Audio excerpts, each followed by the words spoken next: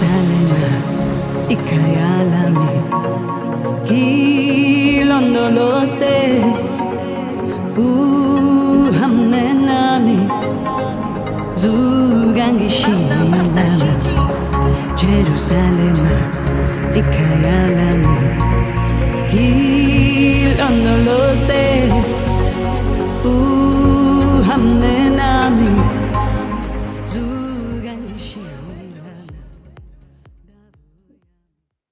Welcome back to Journey for Service, Journey to Service to be exact. We are in double digits, week 10. Welcome back, Randall Kaiser. How are you? I'm wonderful, William. Good to see you back. I see we're back indoors again. The weather is not quite cooperating today to have you outside.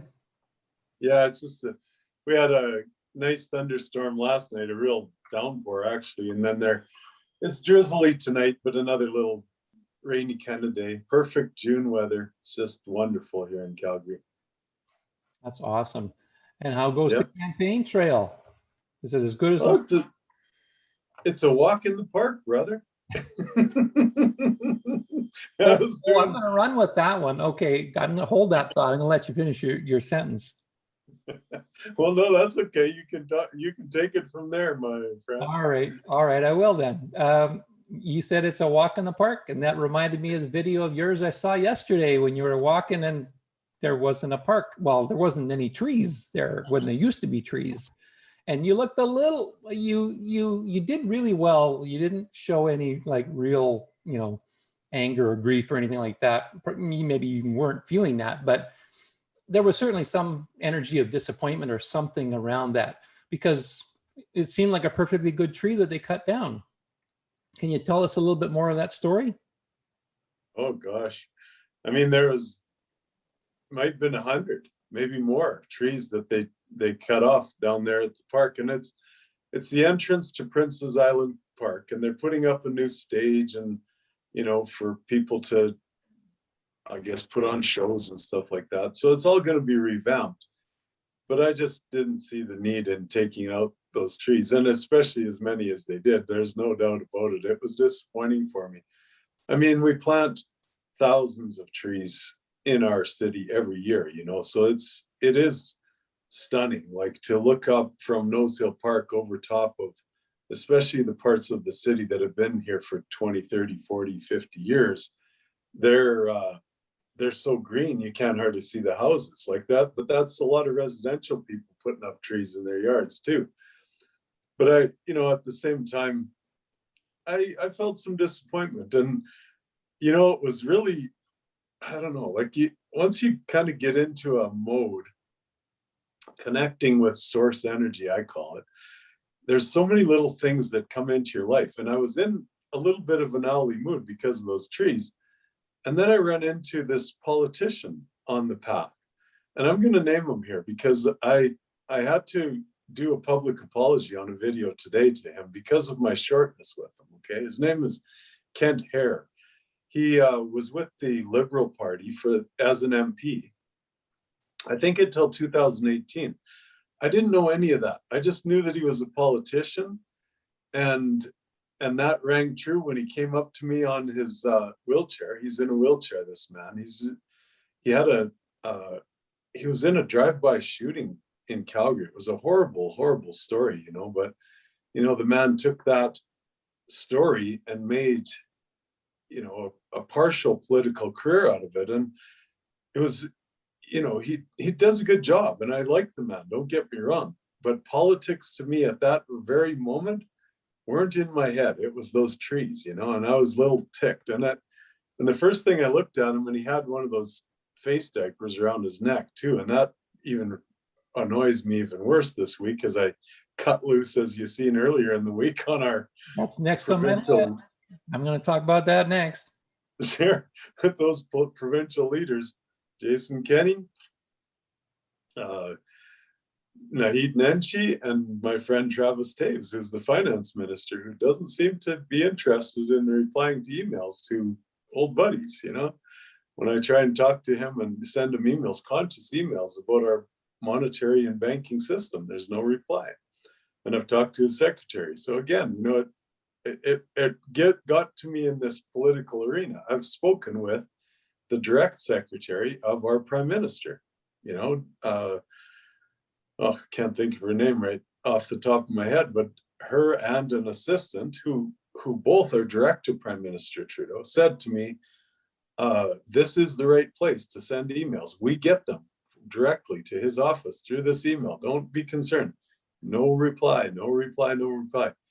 So I've got this thing in my head when I ran into this Kent Harry yesterday that I don't want to be a politician. I want to be the mayor, but I don't want to talk politics. I don't want to be in that race and that running and all that, competition and everything else. I just want to go for a walk in the park. And it is going to be a walk in the park, because as far as I'm concerned, there ain't going to be none of these politicians left when this whole story, this narrative comes out to the public and they realize what a, gong show it's been. What a mind controlling narrative that, just ruined a lot of business, hurt a lot of lives, and, was promoted by these politicians, right?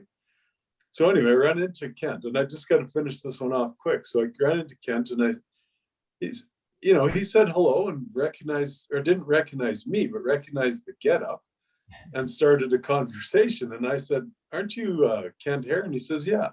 And like I said, I didn't know he was part of an MP or a municipal leader or a provincial leader. I didn't know that stuff at the moment.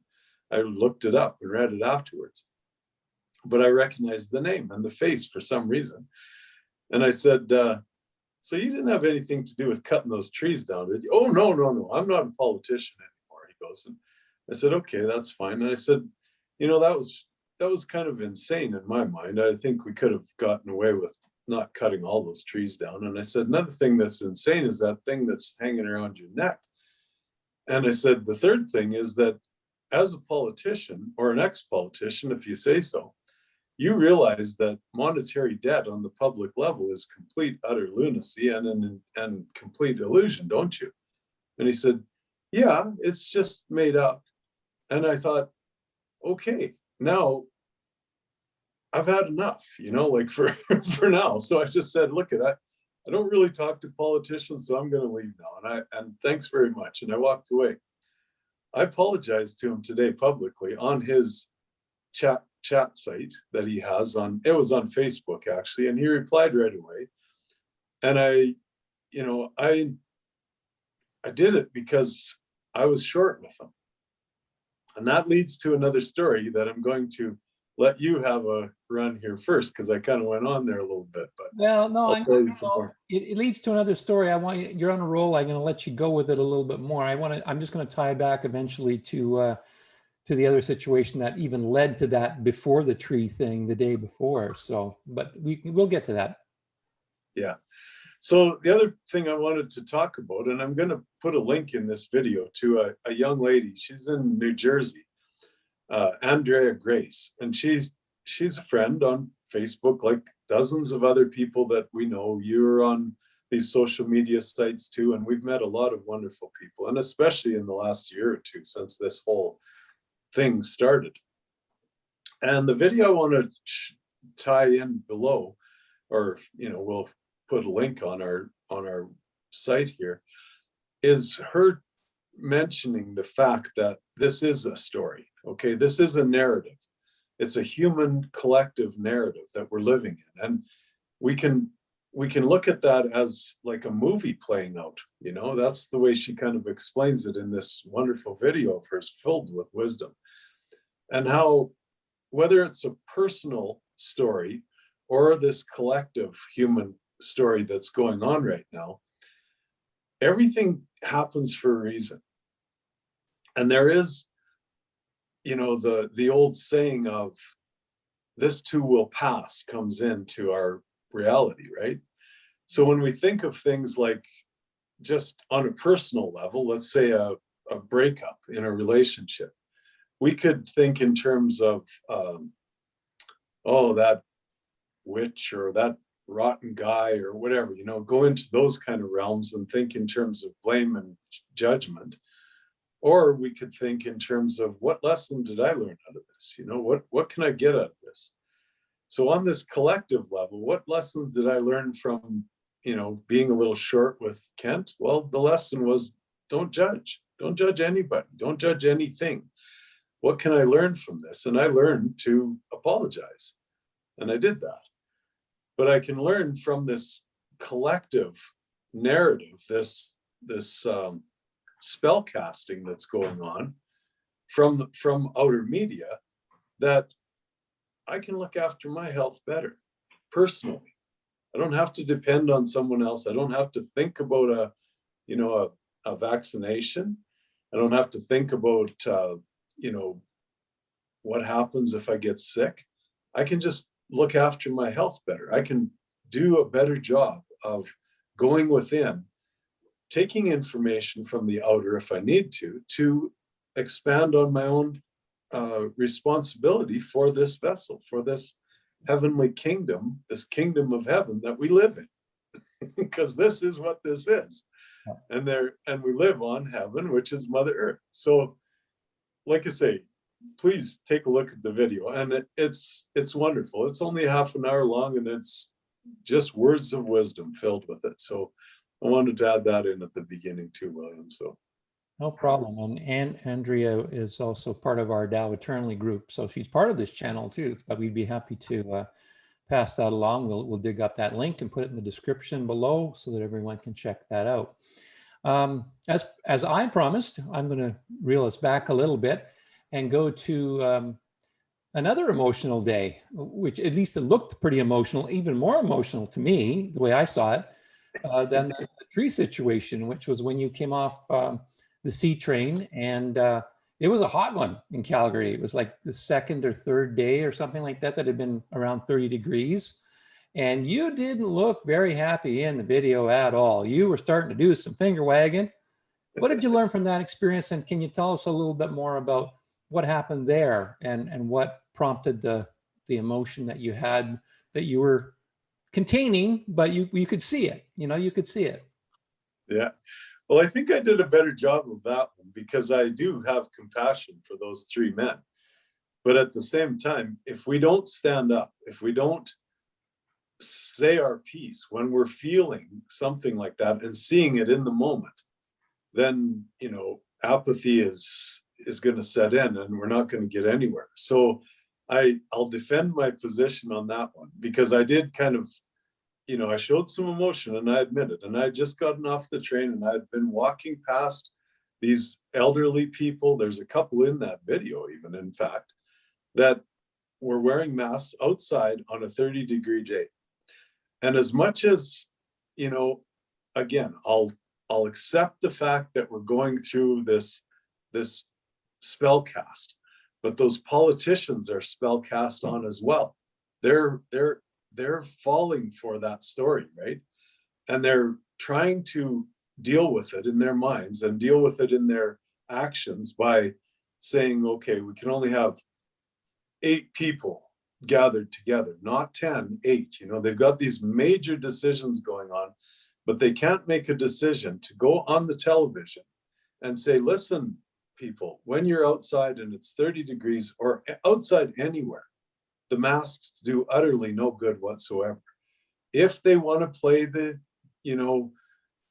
spell casting game of talking about when you're inside and stuff like that, I can't say anything about that right now. It's playing out and it's part of this whole movie, right? So, but can you go on the television, the thing that you use to pump this spell cast into people's minds, and say to people, please, people, know that it's not going to change anything outside.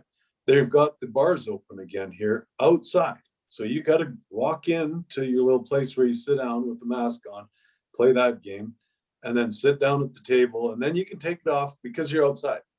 But yet these poor older people that are so spellcast right now, bought into this narrative and the story, are walking in 30-degree heat with a mask on. The one lady took it off when she heard me speaking. And I mean, I've said it to numerous people when I pass them, but that's where made a stand this week, and I think I would do that again. There's no doubt. Did you see some things also on your ride on the C train that kind of prompted that? Because it looked like you were just getting off at the start of the video, and you looked like you were ready to do business. You really, you wanted to share what you wanted to share, and you had, particular people you wanted to make it a point to. And I think you did that. And I don't think you were accusatory at all, but you were very direct, but you did look a little perturbed and concerned, actually. And I think you kind of shared that. But was there something on the train, is what I'm wondering, that even prompted that more? Yeah, I never wear a diaper on the train. And like, I've been approached by the police, like the actual City of Calgary police, as well as the train police. And I say to them just outright, I have an exemption, just stop, because there's a sign on the train that says, you can be exempt. So I've been approached by a few people, like, other people that want to try and police me, and that doesn't go anywhere. But, the idea of wearing a mask on that train is just, not in my realm. So when I got off of there was nobody that bothered me this day, but it was when I got off and I got out of that air-conditioned train onto the street where, many of the people that use Calgary City Transit were in that same position that day of having to walk a ways, in that heat.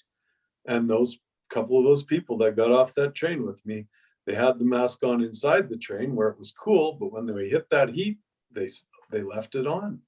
And that's just prompted that video. And like I say, the beginning of this, talking about the whole spellcast and narrative having to play out, and if we would all think in terms of love all the time, this thing would just disappear. But the temptation to go into judgment and the temptation to go into blame keeps dragging us back. I really believe that. And I think that Andrea points that out very well in that video. So I'll stop talking about that now and we can move on to other things. I'm going to go back to the trees now again. So I'm bouncing back and forth a little bit, but sure. It spurred a bunch of ideas on for me this morning. And I find personally that when I wake up in the mornings, sometimes I get these really great thoughts that just show up first thing in the morning. And this morning was one of those mornings. And I thought, I've got some good things to talk with Randall about. And last week I was saying, I wasn't following, a lot of what was going on in the city of Calgary as far as, everyday things.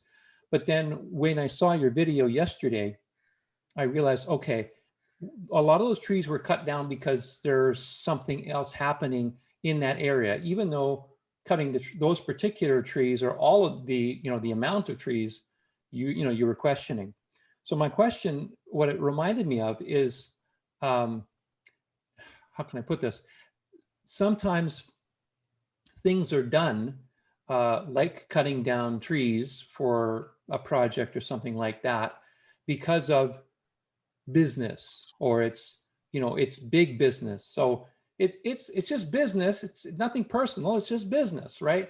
And then I was thinking, okay, well, if Randall was mayor, and becomes mayor, how is he going to work with that? I mean, you've been in big business, in the ranching business as far as raising beef, but we all know that there are certain privileges that big businesses either take or are given.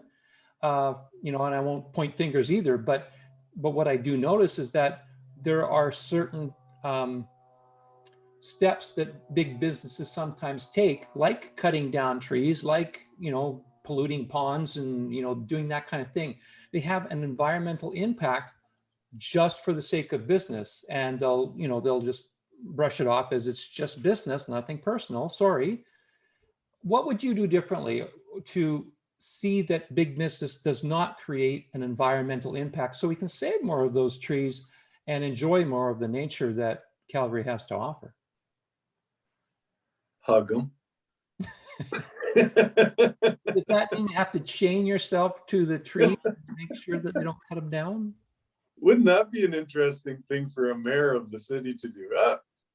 I disagree with you guys. The council members all decide we're going to chop these trees down, and then the mayor goes out and chains himself to the tree.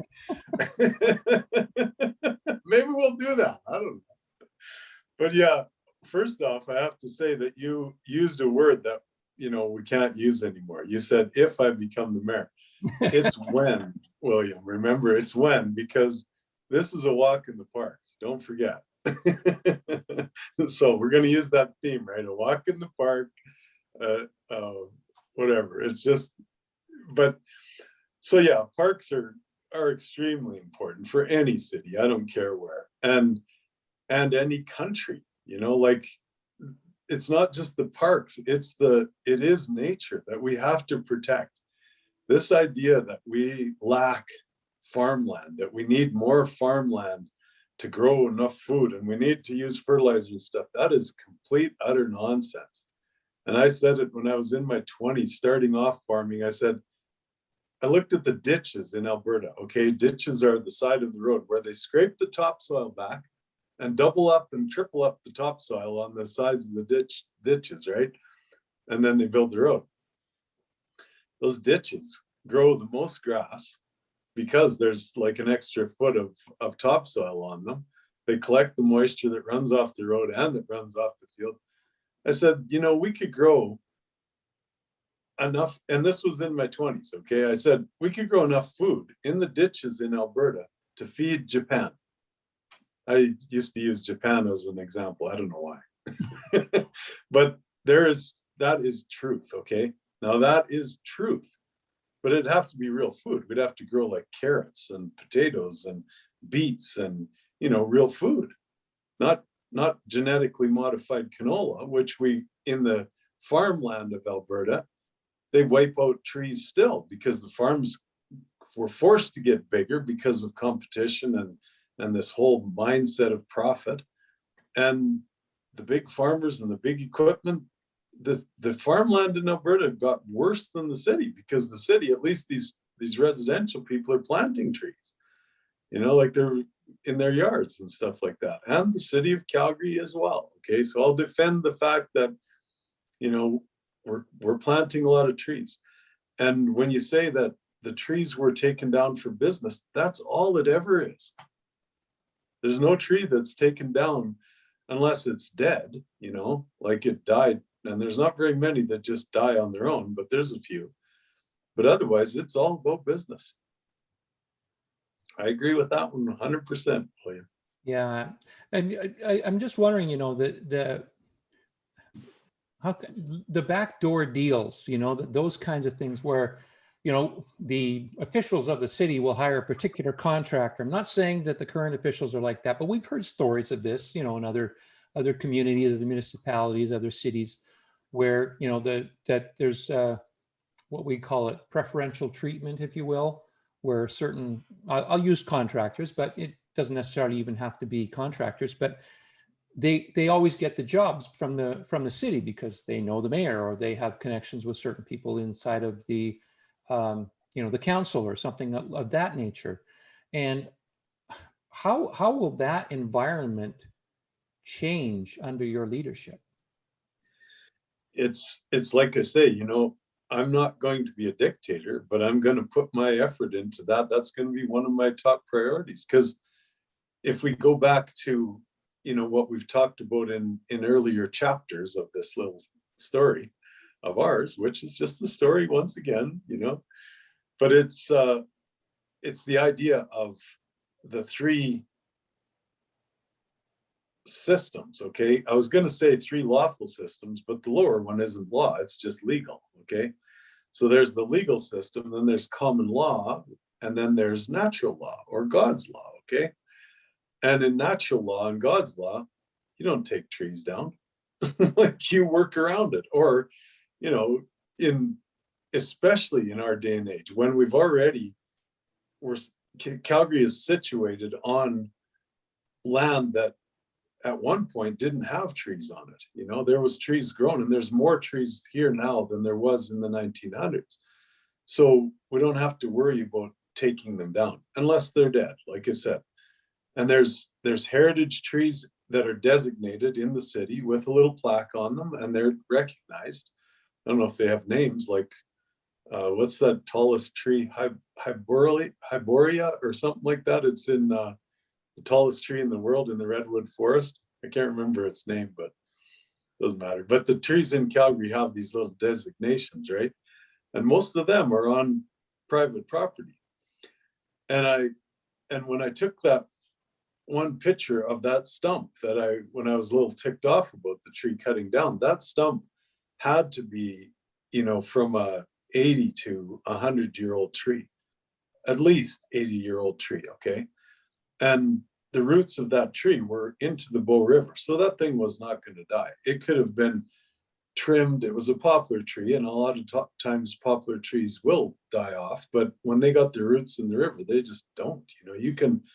They could trim it with an arbor company or whatever, and that tree would last for I don't know how long, and it was huge. Like, there was a number of them that way.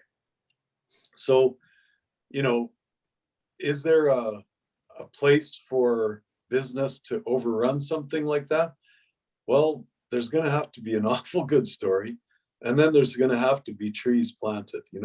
A park setting, if it's a developer, they always have room for that park, and bring in some more trees or plant some more trees or whatever. So I think that's how I deal with it in a council meeting. But like I say, am I going to be able to dictate? No. The mayor is there to guide and to help and to offer his opinion, and that's, I don't think that's going to change real quick. And it shouldn't, really, because we don't need dictators. Like, we don't need the situation we've got on our hands here in Canada right now, where basically the MPs, all 327 of them, said we resign because they said we're not going to have an election until the COVID thing is over. Well, what do you mean then? You're not going to do anything? Then you've officially, or non-officially, just resigned and left what?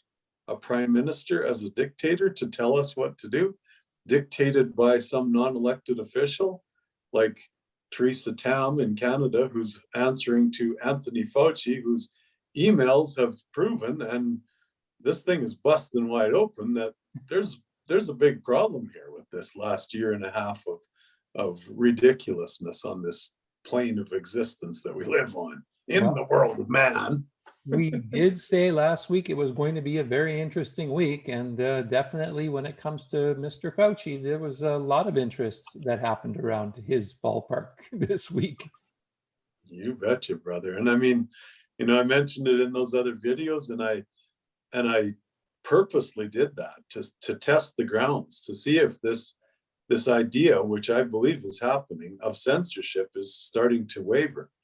Because, talking like we are now, or the video that I put up with all of that language in there, vaccine, COVID, Corona, all that language was not taken down.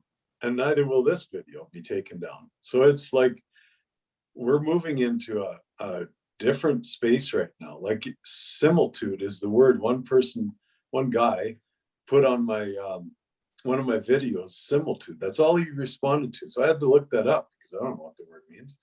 And it's basically kind of talking about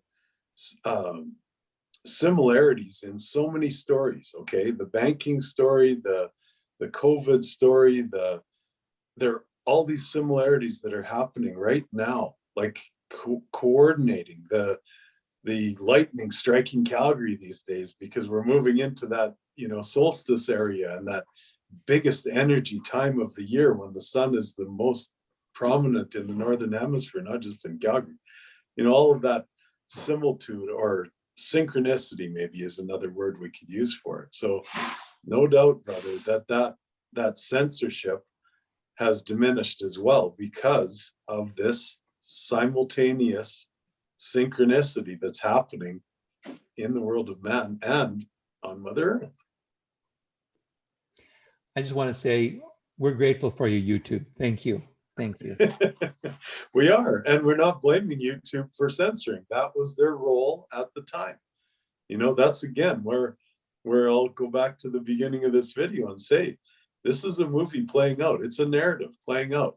And we're as responsible for it as everybody else, because we consent to it or we just love it, because love will move us past it. Okay, going within in a meditative sense meditation is amazing, and it takes care of time, because time is in my little thing I played with this week. I like to use my letters and words. Time to me this week became trust in meditative energy, or trust in me. Vote But Randall. that me is you. I'm going to shift gears just a little bit with this Sure. next question, but it's definitely again around mayorship and some of the rules that apply, inside of a city.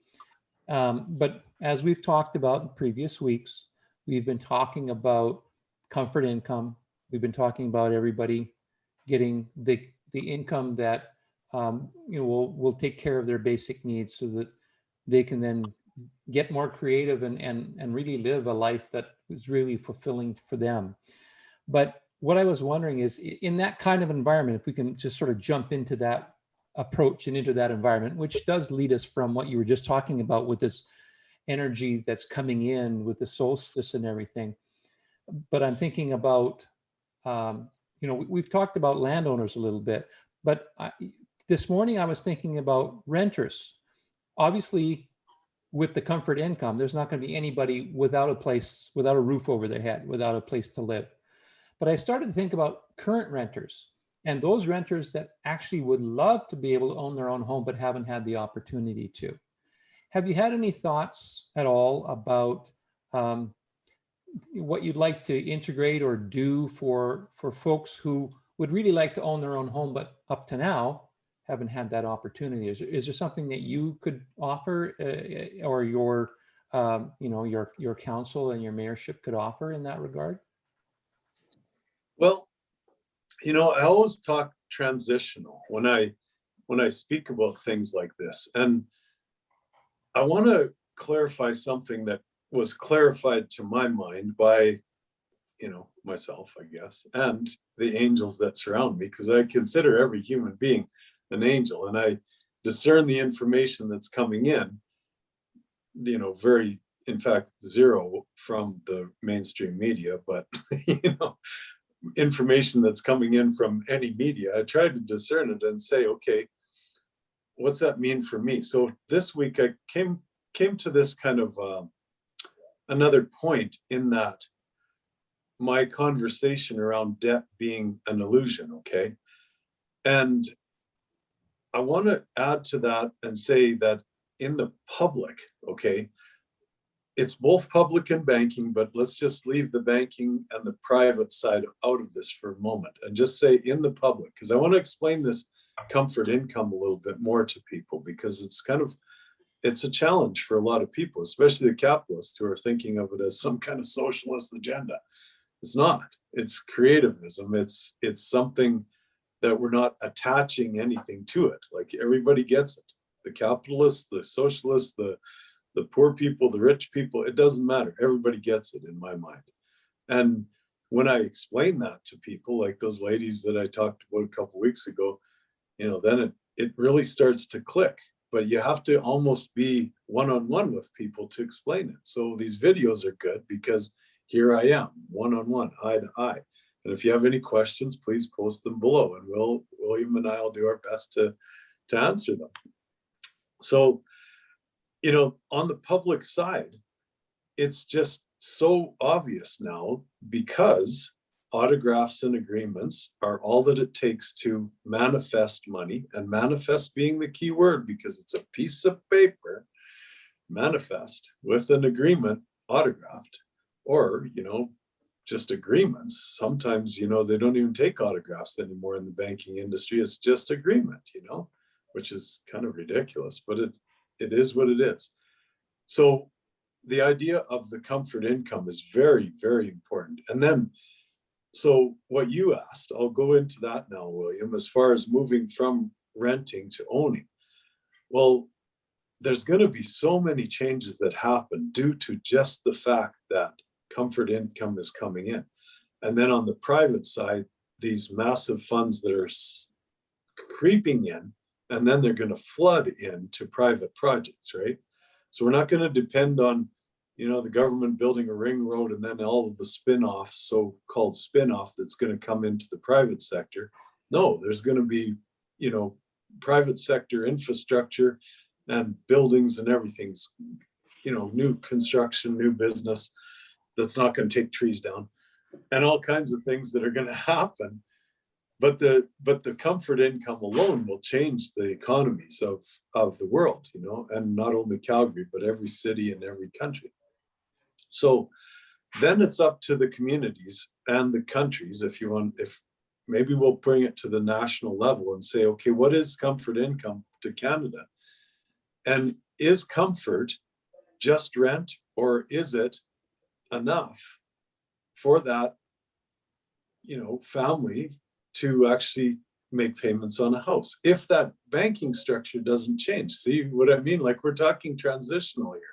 So I'm thinking the banking structure is going to change, but if it doesn't, and if there's still some interest to be paid or some ridiculous stuff like that goes on, and there's other things that are involved, okay, then maybe that comfort is $5,000 instead of $3,300. And, if you got a family of 4, every human is going to get that, remember? So you got $20,000 coming in, you probably got a chance to move out of a rental apartment and into a house.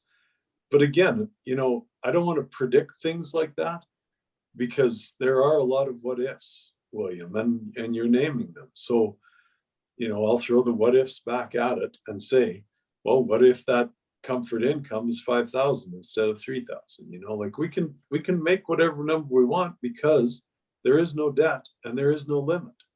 And if people really grasp that idea to start with, then everything changes, like and doesn't matter who I talk to on the street. Like, I talked to that ex-politician Kent Harris, as soon as I said, where do you think credit comes from? Like, how do you think it's created? It's not backed by any commodities anymore, especially not on a national level or, international level in each nation in a public sense. It's not backed by anything other than the bond of the human being, which is an authentic autograph on an agreement. I realized as I was listening to this answer, I was going, I'm definitely coming from a place of where we have been to a place of what could lie next.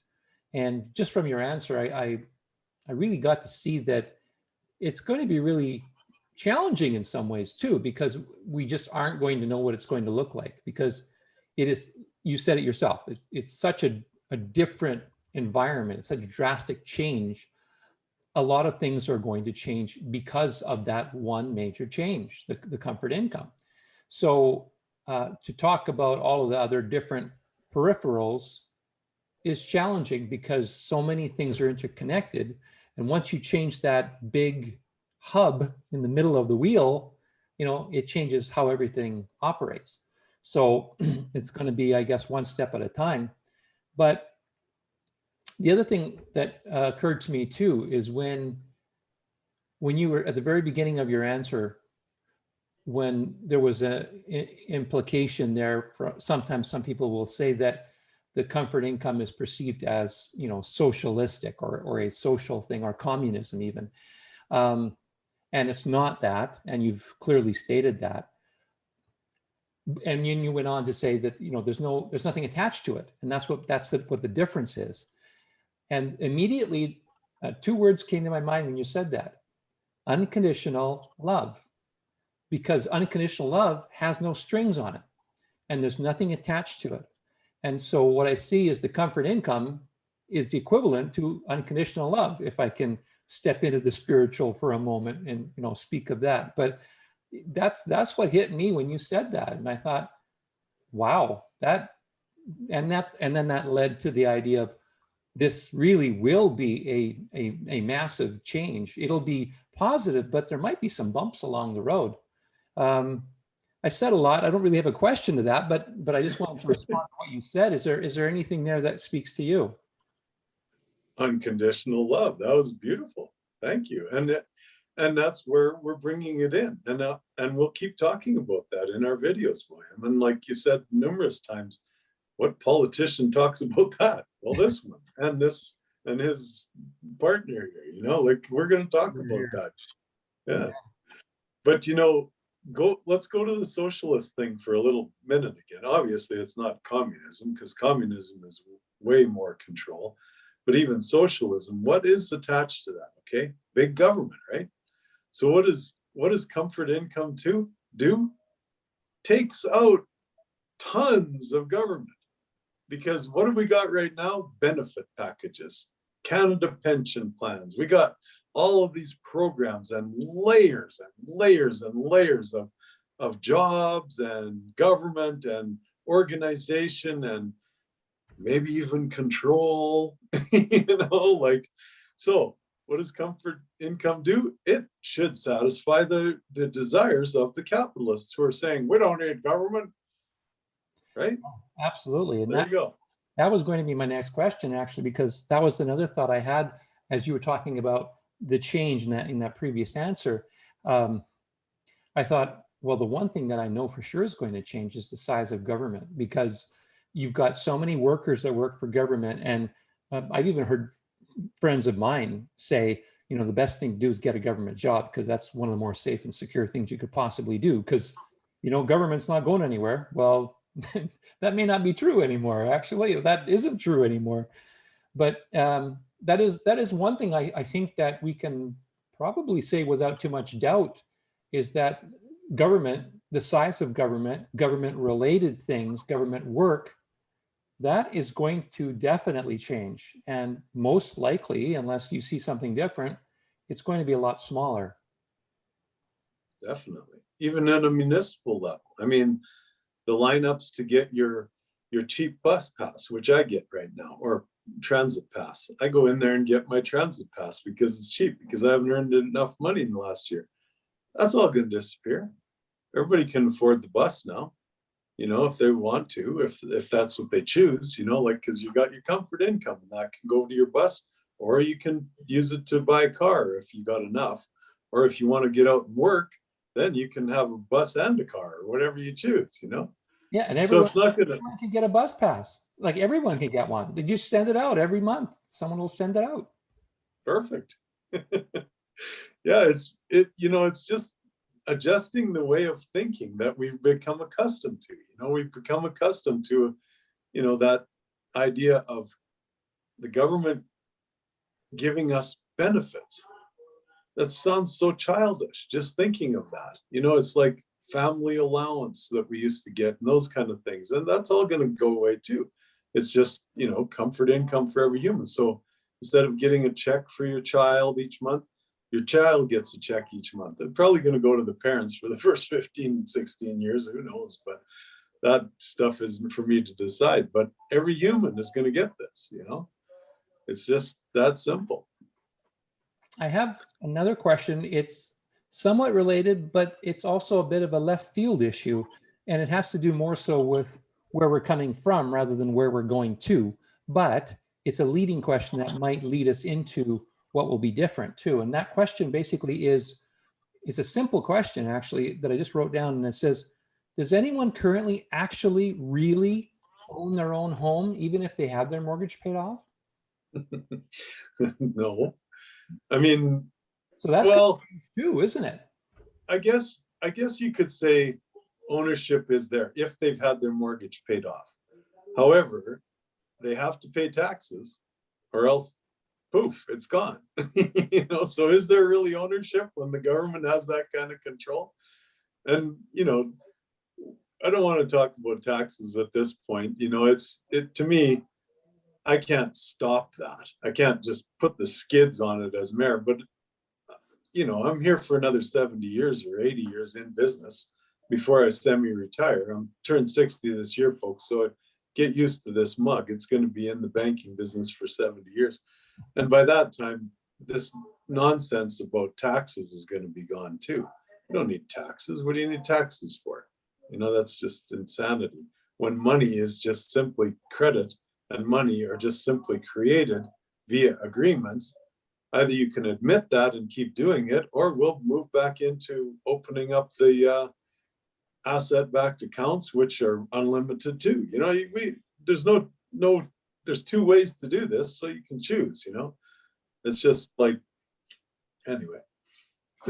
Sorry, brother. That's okay. I was coming from a place, and maybe you haven't heard of it, but technically, the way I understood it is that even if someone has paid off their mortgage, technically, at least in the States, maybe different in Canada, but technically from the sources and things that I've been reading and following, is that they don't actually even own their own home because they don't actually have the real, true, wet ink deed, you know, the thing that says it's their own home. That's filed somewhere in some cabinet where nobody seems to know where it is. And I think that transition will also be a transition to having people actually owning their own things.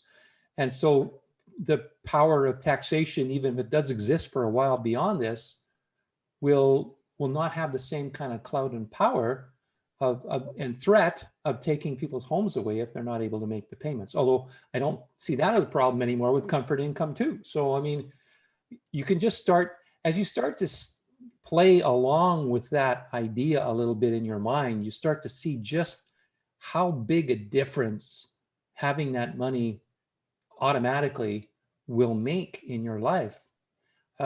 It's really amazing. So I don't know if there's anything you wanted to add to that, but I just wanted to toss that in there as an extra. Yeah, it was something that you said there that really hit home, and now I dropped it because I was thinking about, you know, the just getting people's minds kind of turned into the idea that debt is an illusion, that we manifest credit, cash, and currency, and then we manifest the value of those two as a man-made story, right?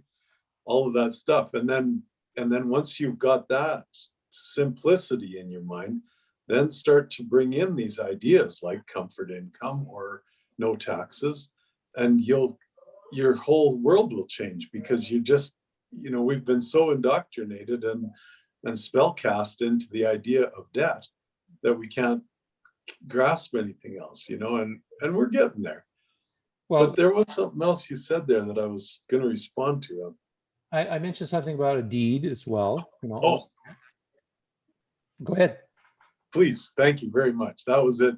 Exactly. So as I've said before, I'm not an expert in the world of birth certificates and the legal jurisdiction looniverse, okay?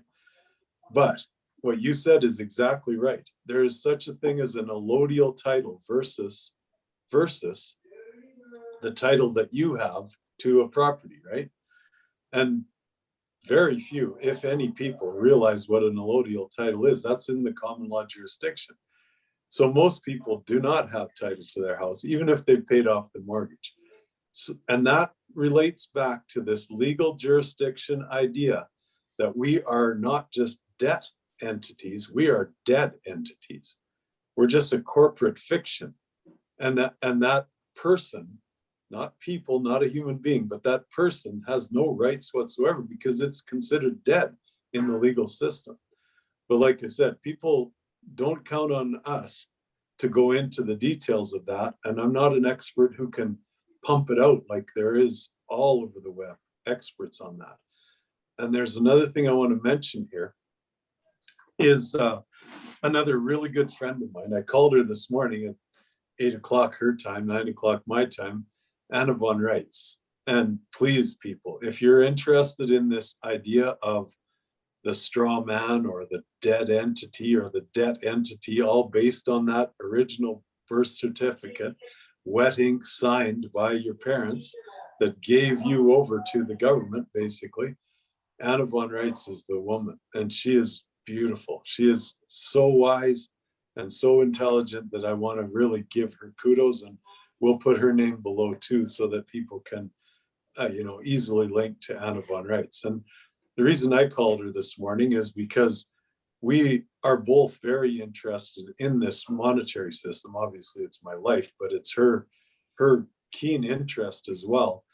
And we need to discuss more on this comfort income, which is coming into reality throughout the world. So it's not just a Calgary thing. You check into Anna von Reitz, and we're going to have some conversations about that. She's one of thousands of people around the world that know that we're moving into a new monetary system, okay? And if you want to go there and have any doubts about my knowledge or wisdom that I'm sharing with you, try to doubt Anna. She is one highly intelligent, wise individual. Now she's American. She lives in Alaska, I understand. And I don't know if she still is, but I thought I heard someone say that she was a judge or a former judge. Do you know about that? Yes, I'm not sure if that's at the legal jurisdiction level or the common law jurisdiction level. She used to work with the Vatican, which is, again, in the common law jurisdiction. So for me to say anything, significant on that, I can't. I'm not sure. But she is known as Judge Anna von Reitz, but Anna von Reitz is where probably the link that we share will just say Anna von Reitz. But now I also know that you had said something. I'm not sure. I remember hearing you say, I don't know if it was one of your videos, or if it was in our chat with Lee this morning on our Telegram channel. But you mentioned in your last answer birth certificates. I understand that you were saying something to us or on the video about that changing, but just shifting, not necessarily going away, just shifting from a birth certificate in that fake environment to I think you called it a sovereign certificate or something like that. yeah, and what that's about, William, is that I truly am a believer in working with and never against. And I mean, that's goes back to the beginning of this conversation where we talked about forgiveness and compassion for indoctrinated people, right? So when we get to that talk about the birth certificate and the utter hoax that it's played on mankind in that legal jurisdiction, which is so varied in so many different ways. But the idea of moving from that and just saying, let's just move into a new monetary system altogether and drop that. I don't think in terms of that. So I think in terms of how can we use that? Just bring in the truth of what it is, saying that human is not a debtor and is not dead. That human is alive and is a creditor of public money. And they can't deny that because they're doing that right now. They're using the dead entity to create money, to create public money. So in other words, we can use the live entity to do that too. So that live entity is where I use the word sovereign, right? So just change the name on it from birth certificate to sovereignty certificate. Every baby that's born is a sovereign human being, alive. And then we just move from there. But it's just, those are my ideas, right? Well, that would make the transition a whole heck of a lot easier than, having to, well, throwing it out's one thing, that's easy. But if you have to recreate a whole new system, then yeah, there's going to be a lot more, work and adjustments to make. But yeah, that sounds fantastic. I have really only one more question in my mind, and it going back a little bit to what we were talking about just a little bit earlier. How everything was going to change with comfort income, instead of asking you, what will you do about this and what will you do about that and the different issues that you see in cities. I mean, everything's going to change, so you're going to have all kinds of issues, but good issues to have. But my thought is, have you ever, because I know I've heard that that visualization, that imagining, that having a vision of something is supportive in helping to create, just like you said earlier, not saying if you're going to be mayor, but when you're going to be mayor helps create that reality, that vision.